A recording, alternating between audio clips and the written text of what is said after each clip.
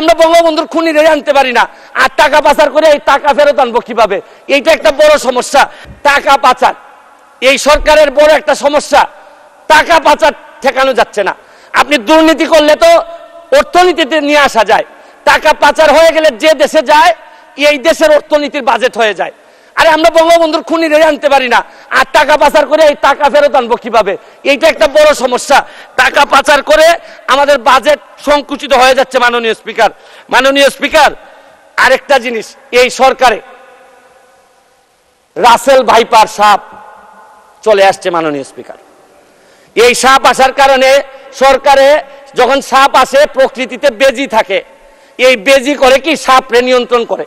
কিন্তু এই সরকারে দেখা যাচ্ছে বিভিন্ন জায়গায় রাসেল ভাইপার আছে, কিন্তু বেজি ওই পরিমাণ নাই যে এই সাপরে ধরবে। মাননীয় স্পিকার, আপনি দেখেন এই আমাদের প্রতিষ্ঠানগুলা কত দুর্বল হয়ে গেছে। আমাদের প্রতিষ্ঠান, একজন ভদ্রলোককে দুদক ধরতে পারে নাই, একজন ভদ্রলোককে এনবিআর ধরতে পারে নাই, বাংলাদেশ ফাইন্যান্সিয়াল ইন্টেলিজেন্স ইউনিট ধরতে পারে নাই। আর এনবিআর এর মতিউর রহমানকে ধরলে একটা ছাগল ছাড়া এই লোককে তো আপনি আনতেই পারতেন না। ছাগল কাণ্ড হওয়ার কারণে আর ফেসবুক ভাইরাল। 1 মিনিট বক্তব্য আপনার বরাবর অ্যাপ্লিকেশন আছে। আমি 247 ইনভোক করতেছি। এখানে 247 হচ্ছে কি আমার বিরুদ্ধে এখানে একজন মাননীয় সংসদ সদস্য আমার বিরুদ্ধে অভিযোগ দিয়েছেন। আমার আত্মপক্ষ সমর্থনের সুযোগ দেওয়ার জন্য, আমি সময় দেওয়ার জন্য আপনার কাছে দাবি জানাচ্ছি। মাননীয় স্পিকার, এখন আসেন আপনারা